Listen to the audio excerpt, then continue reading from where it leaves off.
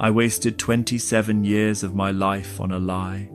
27 years chasing something that didn't matter. And the worst part? I knew it. Deep down, I knew it the whole time. You're probably thinking, what could possibly take 27 years to figure out? Stay with me, because what I'm about to share changed everything for me. And by the end of this, you'll understand why I wish someone had told me this when I was your age. Here's the truth nobody wants to hear. Most of us are sleepwalking through life. We wake up, go through the motions, tell ourselves we'll start living tomorrow, next month, next year, when we have more money, when we retire, when the kids are older, always when. I was the king of when. Let me take you back to 1997. I'm sitting in my grey cubicle, fluorescent lights buzzing above my head, staring at a computer screen that's showing me spreadsheets I don't care about. I'm 28 years old. My manager walks by and says, "Great work on those reports." I smile, I nod. Inside, I'm dying. That night, I go home to my apartment. I heat up a frozen dinner. I turn on the TV. I fall asleep on the couch. The next day, exact same thing. The day after that, same thing, for years. But here's what's crazy. I had a dream. I wanted to build things with my hands. I wanted to create furniture, beautiful pieces that would last generations. I had notebooks full of designs. Late at night, I'd sketch chairs and tables, imagining the workshop I'd have someday. There's that word again. Now, you might be wondering, why didn't I just quit and do it? Well, that's where the lie comes in. The lie I believed. The lie that probably has you in a chokehold right now too.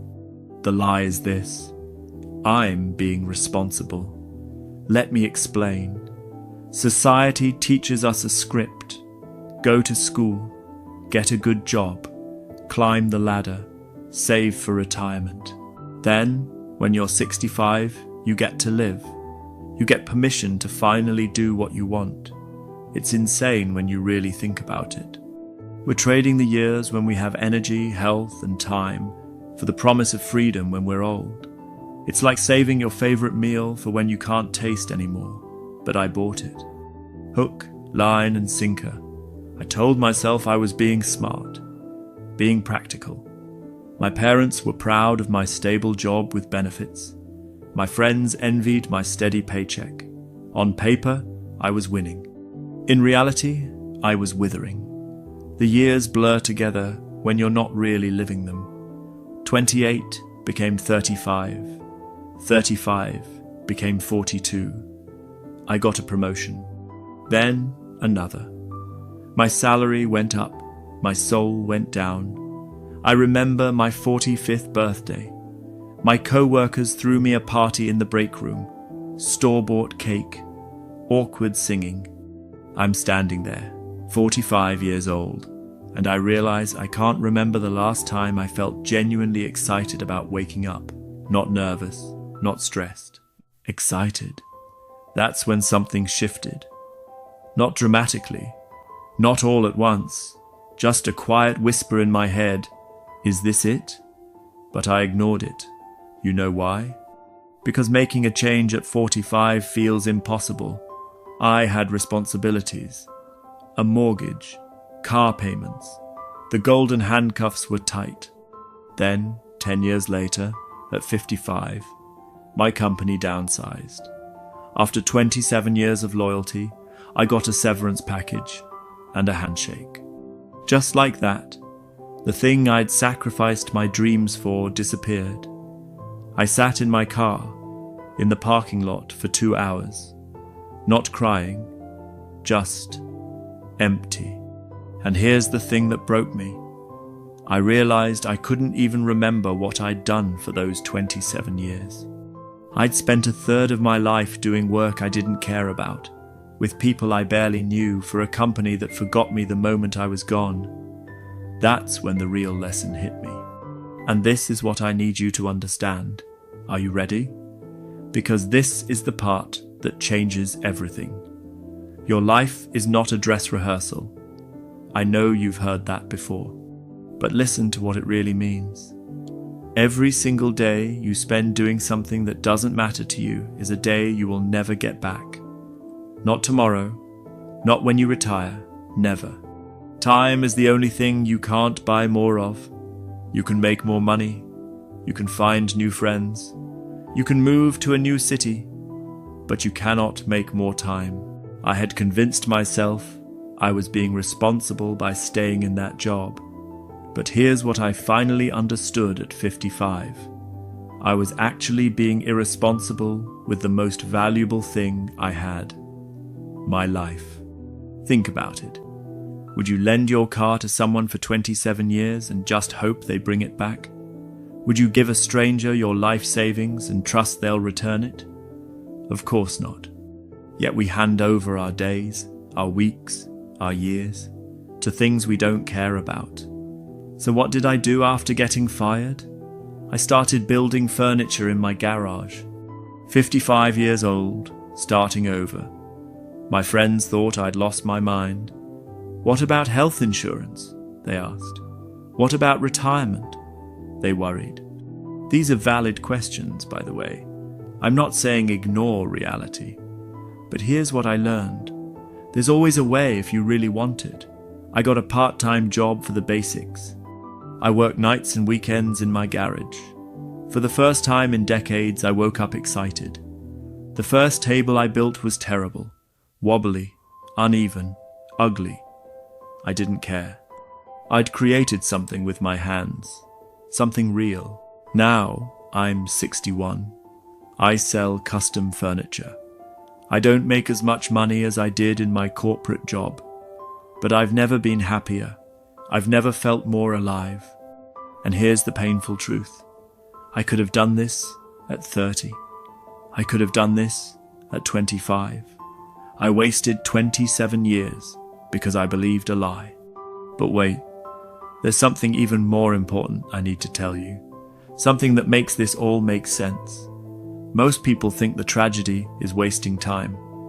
That's not quite it. The real tragedy is wasting time and knowing you're wasting it.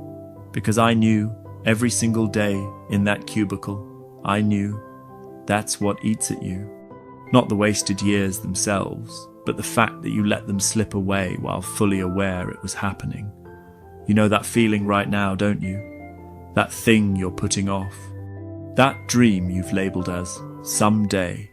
That voice in your head saying, this isn't what I'm supposed to be doing. You know. The question is, what are you going to do about it?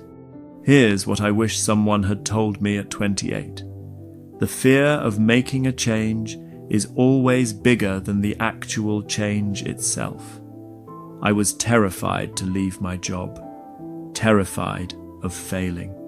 Terrified of what people would think. But you know what's scarier? Waking up at 55 and realizing you never tried. And here's the secret they don't tell you. Once you start living for yourself, the fear disappears. It gets replaced with something better.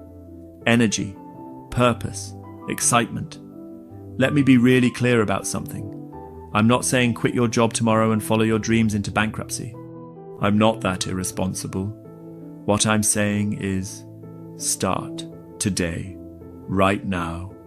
Want to write a book? Write 1 page tonight. Want to travel? Plan 1 trip. Want to change careers?